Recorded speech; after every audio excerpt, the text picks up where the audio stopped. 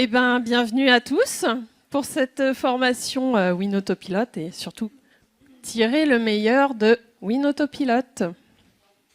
On va se concentrer sur WinAutoPilot générique et vous donner, on va faire un petit rappel du fonctionnement du module et vous donner quelques petites astuces ensuite de fonctionnement. Qui de mieux qu'un de vos confrères pour vous en parler? On va inviter Antoine Murbach. Antoine. Titulaire de la pharmacie des Amandiers. Pardon. Donc Antoine, tu as WinAutoPilot depuis pas tout à fait un an. Février, si je dis pas de bêtises. Je crois que c'était tout fin janvier. Ou fin janvier. Voilà. Et donc, WinAutoPilot, c'est-à-dire que tu as eu du coup le module de rupture des génériques. C'est ça. Du coup, j'ai commencé WinAutoPilot, j'ai ce module donc de générique et honnêtement, ça a vraiment changé ma manière de travailler. Avant ça, quand on a commencé à identifier les problèmes de rupture, l'hiver avec les soucis qu'il allait avoir avec ça, j'ai commencé à, au lieu de passer 2 commandes par jour, le midi, le soir, j'ai commencé à regarder plus souvent dans la journée. Et je me suis rendu compte qu'en faisant ce fameux contrôle B, qui permettait à chaque générique de voir l'ensemble des disponibilités sur d'autres génériqueurs, que parfois, il y en avait. Et du coup, j'ai commencé à pouvoir faire un stock. De là, j'ai fait ça tous les jours. Et tous les jours, je commençais à avoir de plus en plus de produits qui n'étaient pas forcément mon labo numéro 1. Lorsque j'ai fait Autopilot, je me suis rendu compte qu'on pouvait faire exactement la même chose sans avoir à passer toutes les heures de la journée à regarder est-ce que la SERP a libéré des médicaments, est-ce que l'OCP en a, est-ce que le 3e grossiste, 4e grossiste en a. Et en fait, à l'heure actuelle, maintenant, en toute honnêteté, c'est assez fou, mais j'ai bénéficié des ruptures pour faire venir des gens chez moi. Parce que ce module-là, en l'utilisant, je pense, à son maximum, permet de générer des produits qui viennent chez nous alors qu'on ne le verrait pas si on n'avait pas ce module-là. Et ça permet, en augmentant le nombre de commandes passées par jour, sur l'ensemble du répertoire de tous les génériques possibles pour une molécule, d'augmenter encore une fois également son nombre de grossistes. Et en fait, là, on ne peut pas revenir en arrière.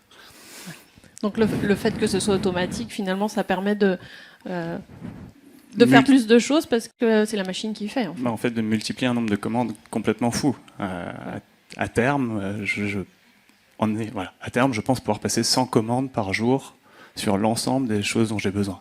Étant visible sur les sites qu'on appelle Vigirupture, les gens du coup savent que j'en mets à disposition, que j'en ai, et la boîte d'Augmentin, je vais en avoir, et ainsi de suite. Et vraiment, c'est augmenter les commandes. Alors, l'idée, c'est pas de passer une commande toutes les 5 minutes, c'est idiot. C'est en fait de comprendre comment ça marche et de voir qu'on peut vraiment faire ça par l'OCP là n'a pas, donc ça passe à la SERP, donc ça passe au suivant et ainsi de suite. Effectivement, c'est quelque chose qu'on n'a pas précisé tout à l'heure. Si vous avez plusieurs grossistes, le WinAutoPilot va aller chercher chez tous vos grossistes. En fait, c'est ça qui est, ou pas, hein. Quand il passe sa première commande, les manquants sont passés au deuxième, qui sont eux-mêmes, s'il y a des manquants chez le deuxième, sont transférés automatiquement vers le troisième, et ainsi de suite. Et c'est ce qui fait, voilà. Donc on multiplie les chances d'avoir les produits. On pêche. Et puis il n'y a pas d'oubli, il n'y a pas d'oubli là-dessus, c'est mécanique. J'avais une question du coup. C'est vrai que tu multiplies tes chances, tu vas chercher un peu tous les produits. Est-ce que ça ne génère pas du surstock ? Alors, dans mon cas, le surstock, s'il devait y avoir, c'est uniquement moi qui le décide. Si maintenant je décide de modifier les fiches automatiques, pour avoir, par exemple, s'il y a 100 Dexirel de disponibles, j'aimerais les avoir. Là, oui, mais si on laisse la machine travailler, on va faire en fonction de ce dont on a besoin, plus ou moins les augmentations, puisque, inversement, si on vend plus une semaine, on aura besoin d'acheter plus la semaine d'après, ainsi de suite. Et tes doublons, alors finalement, comment tu les gères ? Alors les doublons, du coup, il y en a. Ça, on va pas se leurrer. Là, sur mon indicateur, j'avais 160 doublons. Mais en fait, entre les maisons entre tous les génériqueurs qui, de toute façon, ont des ruptures, forcément, si on travaille avec beaucoup de... c'est obligatoire. Donc pour les gérer en robot, ça va prendre plus de place, en automate en tout cas. En robot, pas forcément.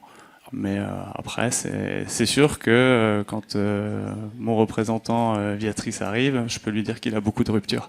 Et pas l'inverse. Par contre, ce qui est intéressant, c'est que si, Viatrice est ton premier, c'est ça? On fera pas, au moins, ça fera une troisième marque citée, comme ça, on ne pourra pas nous reprocher. Ouais.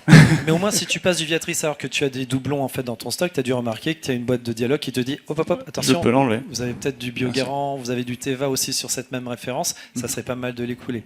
C'est sûr. Un touriste, tenez, hop, Biogarant. Ouais. Par exemple. Non, c'est sûr que ça, c'est le revers de la médaille aussi, c'est que parfois, on va se retrouver avec du Christers ou des choses qu'on n'a pas forcément voulu, comme ça, on cite une quatrième marque. Voilà. Mais au moins, Winpharma t'aide à écouler finalement Et à en l'instant plus de T. ça, Ouais, ça m'aide à en avoir et ça m'aide à savoir qu'est-ce qu'il faut donc je sorte au besoin. Donc c'est gagnant-gagnant, quoi. Voilà. Ok. Merci beaucoup. Tu restes pas trop loin. Je suis sûr qu'il y a plein de gens qui vont te poser des questions. Merci, Toi, on l'applaudit Antoine, bien on peut fort. l'applaudir. Au revoir. Alors, avant de clôturer sur les génériques, on va parler de quelques astuces. Première astuce, notre Madame Michu. Donc encore une fois, hein, on continue avec les mêmes exemples. Nous travaillons avec Biogarant, ce qui sous-entend que les équivalents des autres marques, on ne les a pas en stock. Sauf que notre Madame Michu, elle veut son atorvastatine de Teva. Il va falloir le mettre en stock, ce produit-là. Alors, comment on va faire? Alors du coup, comment on va faire? Je vous propose de le découvrir en vidéo. Ça va être assez rapide, mais on reviendra dessus dans quelques instants. Magnéto, Léo. Léo. Donc là, on est dans le module de rupture des génériques. La liste des fabricants juste à votre gauche. La liste des génériques que vous vendez. Et à droite, le À transfert droite, c'est les prioritaires. les prioritaires, tout simplement. On repère le produit. On va double-cliquer. C'est dingue. Quelle aisance. C'est une boîte de 90. C'est une boîte de 90, absolument. Et là, on va pouvoir dire ne pas transférer les statistiques, remplacer l'heure de rupture, ou bien ne pas remplacer l'heure de rupture. On a le choix des armes. Et là, voilà. Du coup, c'est validé. Il ne reste plus qu'à appliquer. Et Madame Michu aura sa boîte Et réservée. on va revenir en détail sur... Oui, c'est allé trop vite. On va faire un petit replay. Voyons en détail le avant-après. Donc, dans la fiche produit, qu'est-ce qui se passe? Déjà, première nouveauté pour ceux qui ne connaissent pas WinAutoPilot, on a en fait, à la place de optimisation, min-max, stock-max fixé et géré en promis, on va avoir ce magnifique graphe qui va nous donner un petit peu la rotation du produit d'un seul coup d'œil. Et juste en dessous, en fait, vous allez avoir une explication de texte de ce que fait WinAutoPilot avec ce produit en stock. Et là, pour le produit de Madame Michu, c'est le drame. Géré en promis, imposé par le transfert de stats. Eh ben oui, le module est en marche et lui, il fait aucun cadeau. Hein, donc, c'est clair. Du coup, qu'est-ce qu'on fait? Et donc, là, les statistiques vont être transférées, comme je le disais, sur le Biogarant qui est numéro 1. Voilà. Donc, on va suivre. Donc là, qu'est-ce qui s'est passé tout à l'heure? On est allé dans le module, soit par le raccourci, soit par le menu directement. Et on a opté pour ne pas transférer les statistiques, remplacer l'heure de rupture. Et que devient la fiche produit, du coup? Eh bien, qu'est-ce qui se passe? Eh bien, d'un coup, on verra sous le graphe que ça n'est plus un transfert d'un géré en promis forcé par le transfert des statistiques, mais bien géré en stock, comme n'importe quelle autre fiche produit. Simplement, comme je suis un utilisateur averti, je verrai que juste en haut, j'ai un petit ST barré qui me dit « Attention, c'est une exception ». Donc, je peux revenir en arrière le jour où Madame Michu, il y en a qui suivent, c'est bien, change d'avis, finalement, elle a été convertie au Biogarant. Voilà. Astuce numéro 2. Voilà. Donc, comme on vous l'a dit, toutes les statistiques de vente de toutes les marques de l'allopurinol ici sont transférées vers le Biogarant. Sauf que pour cette molécule, on a des accords plus intéressants avec Teva. Donc moi, je veux pas que ce soit Biogarant, mon numéro 1, je veux que ce soit Teva. On passe à Teva. Et donc ça, le module va pouvoir le gérer. C'est-à-dire qu'au lieu de faire Biogarant en numéro 1, Teva en numéro 2, puis une autre marque en cas de rupture, il va privilégier Teva, Biogarant, et puis les autres. Alors comment on fait? Magnéto, Léo. Donc de nouveau, rendez-vous dans la gestion des génériques, on appelle notre produit. Allô? Donc encore une fois, sur le générique prioritaire, on va le changer. Et vous voyez, en fait, la pastille 1, c'était le prioritaire. On passe au numéro 2, qui était Teva. Et ainsi de suite. On va pouvoir comme ça préciser pour chaque ligne. Et là, on voit que toutes les lignes passent en rouge, parce que là, on n'a pas fait la modification juste pour une seule marque. Là, c'est l'ensemble du groupe qui est priorisé sur Teva. Donc on clique sur appliquer et c'est fini. Maintenant, c'est Teva mon numéro 1 pour ce groupe. Magnifique. Gérer en promis, évidemment, imposé par le transfert des sacs, blablabla. Vous avez compris, c'est simple finalement. Hein. Eh ben, on fait la modification. Donc, notez que chaque produit, en plus, c'est ça qui est bien aussi, ça c'est très pratique en facturation, en liste de produits ou même en liste des commandes, vous aurez la petite bulle qui va vous dire c'est le génériqueur 1, c'est le génériqueur 2. Alors attention, je sens qu'il y en a qui vont me dire oui, mais moi d'habitude mais c'est Biogarant. Là, pourquoi c'est Teva qui serait en 2, qui serait en 1 ? Parce qu'il n'y a pas d'équivalent Biogarant, donc c'est Teva le numéro 1. Donc systématiquement, la bulle est intelligente puisqu'elle vous précise vraiment quel est le prioritaire. Donc ça, c'est bien. Donc, du coup, on choisit son transfert. Et là, et bien là, du coup, le produit est non seulement géré en stock, mais en plus, il a hérité des statistiques de vente de tous ses copains du même groupe. C'est ça qui est intéressant parce que finalement, on arrive à distinguer. Alors, même Sylvain est atteint de dichromie, c'est pas grave. Hein. Je veux dire, en mauve, on voit bien qu'à un moment donné, on a vendu en novembre-décembre, très bien, mais on voit que le reste a été hérité, soit d'un ancien génériqueur, soit de vos dépannages, tout simplement. Et du coup, le produit va être commandé en conséquence parce qu'il tient compte de toutes ces statistiques de vente. Exactement. On va passer à la suite. Sans transition. Le fameux baromètre de génialitude. Alors, où est-ce qu'on le trouve déjà ?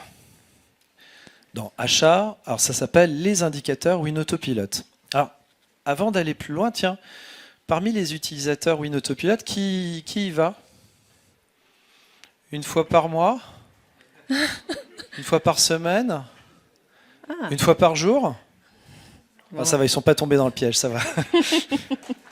Non, parce qu'en fait, ce sont des résultats effectivement qui sont produits une fois par semaine, donc qui sont mis à jour tous les lundis.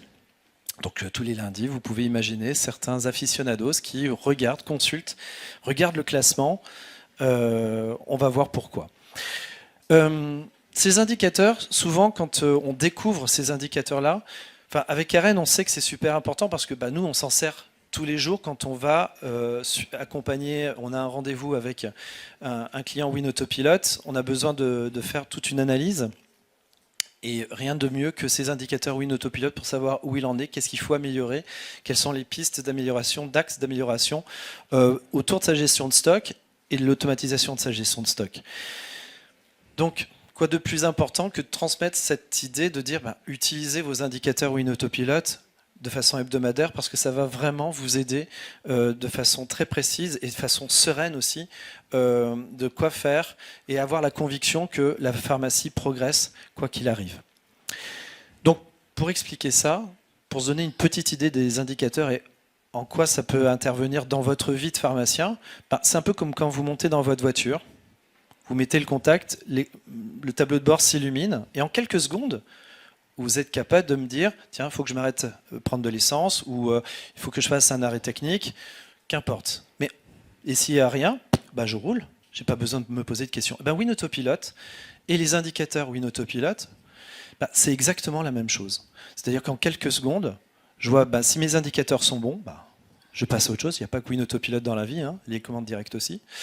Donc finalement, c'est vraiment la bonne piste. Alors, quand on ouvre, on tombe sur ce magnifique score qui est une moyenne en fait arithmétique de 4 axes. Le temps, la fiabilité du stock, le service patient et le niveau de stock.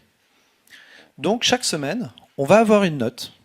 Et cette note va être ensuite reportée dans un tableau d'évolution.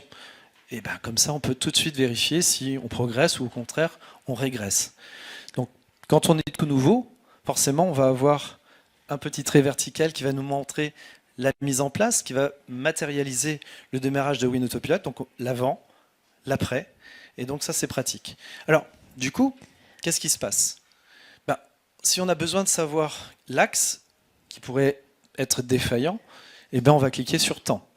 Et on va avoir du coup une explication claire des 4 axes sur le temps, la fiabilité, le service patient, le niveau de stock. Et là, on va tout de suite voir qu'est-ce qui ne va pas et comment pouvoir agir sur l'indicateur qui est mauvais. Voilà. En fait, le principe, c'est un scoring basé sur la performance des meilleurs, tout simplement. Donc pour chaque item, il y a une note entre 1 et 5 et qui est associée à une couleur. Donc, quand on est dans le vert, tout va bien. Quand on passe dans le orange et dans le rouge, il y aura peut-être des petites choses à améliorer. Et donc, comment atteindre la note ultime, la note de 5? Sur chaque indicateur, vous allez avoir un petit objectif.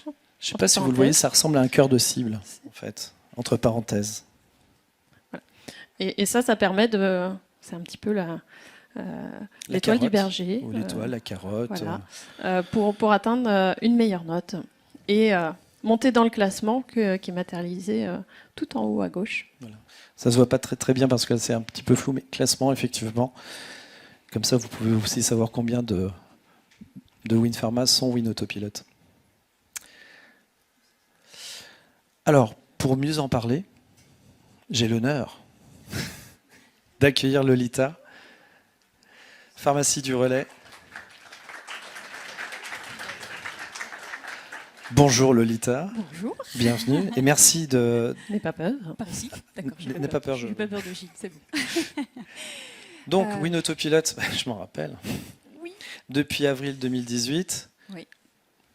Est-ce que tu peux nous en parler du coup Du début? Ouais.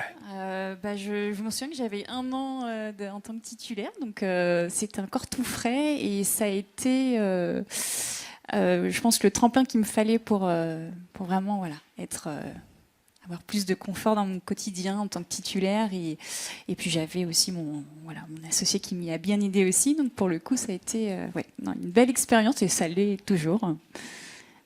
Voilà. Alors, on va parler un petit peu du baromètre. Et du baromètre, du coup. C'est le thème. Alors, le baromètre. Alors, moi, c'est devenu... Alors, je le consulte tous les lundis matins, parce que c'est vraiment un rituel, et l'équipe aussi, pour le coup, parce que c'est devenu un peu... c'est vraiment destiné pour les joueurs et les challengers. C'est un outil dans mon quotidien qui m'aide déjà visuellement sur une première... en une fraction de seconde, je vois les items sur lesquels... Alors justement, je voulais voir un petit peu avec toi, parce que ça va nous économiser un temps, mais qu'est-ce que c'est que ces notes? Non, je plaisante évidemment. Enfin, je suis très très fier, parce que franchement, c'est... Bravo. Il y en a quand même en rouge, je le sais. Oui, mais c'est ça qui est intéressant, c'est qu'après, ça se relativise, et l'accompagnement est là aussi pour relativiser les choses, les indicateurs, voir ce qui est actionnable ou pas, de ce qui finalement est, je dirais, la normalité pour ta pharmacie. C'est ça qui est intéressant aussi. Voilà. Alors, déjà, si on prend déjà WAP, ça a été déjà un bel outil où justement c'est un engagement de me dire je vais faire confiance à la machine et je m'assois dessus. Le tableau de génialitude, c'est vraiment une aide au lâcher prise. C'est un élément qui va être complémentaire à WinAutoPilot. Tu vas combien de fois par mois? J'y vais toutes les semaines. Tu vas toutes les semaines. C'est vraiment, comme je le disais, c'est le jeu. Alors quand je sais que je vois du rouge, j'actionne mes petits boutons l'assistance, ou après ça peut être par moi-même, parce qu'on peut tout à fait aussi accéder sur les items sur lesquels on est moins bon et voir quels sont les produits en question. Alors si je dois parler de ma propre expérience, on a eu un moment, un taux sur la TVA 2.1 où on était en rouge, warning, c'était même pas rouge comme ça, c'était un rouge écarlate, c'était affreux. Et donc du coup, Gilles est venu à la rescousse. Et pour le coup, ça a été du travail tous les 15 jours où on se téléphonait et on regardait quels étaient les paramètres justement à modifier, de sorte d'essayer voilà, d'améliorer ces produits-là. Et on y est arrivé. Il faut dire que tu joues pas toute seule. Tu y mêles aussi ton équipe. Bien sûr, l'équipe est complice. Donc, équipe joueuse. On est toutes très joueuses. Une autre expérience aussi où je crois que pas plus tard que la semaine dernière, j'ai entendu ma préparatrice dire à ma nouvelle élève préparatrice dire surtout au moment de la réception des produits. Essaye de le faire en un temps en fait, parce que pour le coup si elle le fait en plusieurs temps ou si elle laisse la page défiler, des fois du coup ça peut arriver à 1 heure et là pour le coup le score devient rouge. La pression. La pression. Donc du coup il y a une implication de toute l'équipe qui est là aussi et donc on a réussi à fédérer l'équipe par rapport à ça. Donc très fédérateur. Ouais. Cool. Et ça paye 21e sur 1624 quand même. Bravo. Je crois que... Merci Lolita. Merci beaucoup. On l'applaudit bien fort. Merci beaucoup Lolita. Alors, justement, on parlait tout à l'heure à l'instant avec Lolita d'indicateurs qui peuvent être mauvais. Mais il faut savoir relativiser les choses, Karen. Oui, bien sûr. Alors, je voulais juste compléter. C'est vrai que certains indicateurs sont facilement actionnables. D'autres, ça va demander un petit peu plus de temps. Lolita parlait du stock. C'est vrai que on ne va pas baisser un stock comme ça du jour au lendemain, sauf si au final le problème c'était un produit qu'on a mal rentré. Mais voilà, donc en fonction, ça va être plus ou moins rapide. Prenons le cas des modifications de stock, donc qui se trouvent dans la rubrique fiabilité stock. On va avoir 2 éléments. Les modifs de stock, le premier, et les modifs inutiles. Vous remarquerez que les petites flèches vers la gauche disent dégradation par rapport à la semaine précédente. Donc, si la flèche est dans l'autre sens, ça veut dire amélioration. On est d'une semaine à l'autre. Si je veux rentrer de façon beaucoup plus précise, bien sûr, on aurait des graphes qui nous permettraient d'aller beaucoup plus loin. Mais là, on va rester focus sur cette indication-là. Donc là, les indicateurs sont cliquables. Toutes les zones en bleu, les valeurs sont cliquables. Et donc font apparaître le détail pour essayer de mieux comprendre. Donc là, par exemple, on peut voir qu'il y a eu beaucoup de modifications de stock, parce que 10,6% de modifications de stock. L'objectif pour avoir 5, c'est 1. Déjà, pourquoi on regarde ça ? C'est quand même le but, c'est de toucher le moins possible au stock. C'est difficile parfois à admettre, mais souvent c'est l'humain qui crée les erreurs de stock. Donc plus on touche, plus il y a des risques d'erreurs de stock et du coup des commandes qui ne seraient pas tout à fait satisfaisantes. Du coup, ça va être très révélateur puisque ça sous-entend vraisemblablement qu'il y a un problème de process, un problème de méthode, de formation. Donc là, c'est pas qu'un simple taux bête et méchant du style on va l'améliorer comme ça, c'est aussi de l'humain derrière, on va pouvoir mieux accompagner l'équipe sur le comportement à avoir, ne serait-ce qu'en formation ou en les sensibilisant sur telle ou telle pratique. Oui, parce que c'est vrai qu'à la base, quand on modifie un stock, on pense bien faire. Si on le fait, c'est pas pour mettre le stock en l'air. Mais souvent, en pensant bien faire, c'est là où on fait pas bien. Petite anecdote comme ça sur les modifs inutiles. J'avais une pharmacie comme ça qui très régulièrement avait des modifs inutiles. Et en fait, c'est tout simplement parce qu'ils faisaient des avances produits à une autre pharmacie, mais à la main. Donc fiche produit, traçabilité. J'ai dit hop, on va expliquer tout ça. Et puis finalement, tout est rentré dans l'ordre puisqu'on a pu faire de la facturation, des choses comme ça très simples qui permettent de tracer et de savoir un petit peu en fin de bilan, tiens, il faudrait peut-être que je réclame telle ou telle vignette à la pharmacie voisine, etc. Enfin bref. Donc vous voyez, c'est intéressant parce que on ne parle pas que d'automatisation, on parle vraiment de la gestion de stock et tous les effets qui peuvent être pénibles finalement autour. Et gagner du temps, gagner en process, c'est pas innocent encore une fois. Juste petite précision sur les modifs inutiles, peut-être que ça ne parle pas à tout le monde. Une modification de stock, c'est je vais dans la fiche produit, je change de stock. Une modification inutile, c'est dans la même journée, je vais modifier 2 fois le stock. Le matin, je vais faire un -1, l'après-midi, un +1. Donc, voilà. Encore une fois, révélateur de mauvaises pratiques. Il Donc- est très sensible en plus. Sur les modifs inutiles, Il est sévère hein, sur la note. il est très sévère. Donc voilà. Donc cette pharmacie-là, si elle regarde ses indicateurs, on ne la citera pas. Mais on la salue au passage.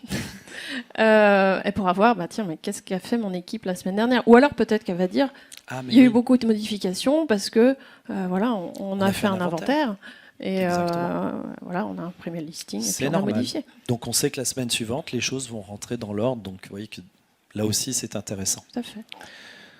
Un peu le parallèle avec le tableau de bord. Je mets le clignotant, j'ai la flèche qui clignote sur l'écran, je le sais. Par contre, je suis sur l'auto, tiens, je suis en train de faire ma manœuvre, puis j'ai oublié de laisser le clignon, tout le monde croit que je vais tourner, mais non, ah mince, le tableau de bord me rappelle que c'était... Donc c'est le même principe, c'est vraiment alerter pour bien décider. Il faudra que cette pharmacie corrige peut-être ces faux stocks négatifs. Ça, par contre, c'est plus grave. 33 produits avec un stock inférieur à 0 depuis un peu Après, trop longtemps. oui. Donc, c'est peut-être pas forcément des promis. Mais bon, des fois, il y a pas mal de ruptures, ça peut s'expliquer aussi, donc voilà. Autre On exemple on va enchaîner, oui, Vite sur fait. le niveau de stock. Là encore, quand on clique sur niveau de stock, on va avoir un histogramme qui va balayer en fait par TVA et un autre qui va être consacré aux invendus. Alors clairement, en fait, vous avez le 2.1, le 5.5. En gris, en fait, vous avez la représentation du chiffre d'affaires pour chaque TVA. Et vous l'aurez compris, quand ça commence à avoir des zébras, c'est qu'on est en surstockage. Alors si on regarde cette pharmacie, alors souvent quand moi j'analyse j'allais dire un patient, un client avec ces statistiques-là, je m'inquiète pas trop. Souvent, quand on voit des surstockages sur ces valeurs-là, souvent c'est pour le fonctionnement tout simplement de la pharmacie. On stocke peut-être en 2.1 ou en 5.5. On a commencé à préparer la saison. Voilà, il y a eu une ouverture de marché. Voilà, tout ça peut s'expliquer par, le roulement de la pharmacie, un bon fonctionnement. Moi, souvent, où je vais être très très attentif, c'est le niveau des invendus. C'est quoi les invendus, Karen? Tu peux me rappeler? Les invendus, c'est les produits qui n'ont pas été vendus depuis au moins 12 mois. Et qui sont rentrés? Et qui sont rentrés. Oui, depuis plus de 12 mois. Donc Oui, bien sûr. ça, c'est... Bien sûr, qu'on a en Et stock. là, on peut se dire, mais mince, c'est du produit qui dort, ou alors c'est du faux stock. Enfin, il y a un problème. Souvent, je fais le parallèle avec la physiologie humaine. Le corps humain a besoin de graisse pour fonctionner. On a besoin, pour fabriquer des hormones. Je pense que ça vous parle tous. Par contre, la surcharge au niveau de la graisse abdominale, faut éviter. Les invendus, c'est la même chose. Quand on commence à avoir une pharmacie qui commence à avoir du surstockage en invendus, c'est pas bon. Donc forcément, c'est plutôt là où j'aurai le focus pour dire. Et là, on aura des outils, bien sûr, pour vous accompagner et vous aider à maigrir des invendus. Voilà, un petit peu coach sportif là-dessus. Merci à tous. Merci à tous. Merci vous. Donc toutes les questions, bien entendu, après d'ici quelques minutes, on Voilà, sera à votre on se tient à disposition. votre disposition pour les questions. Merci. Très bonne soirée.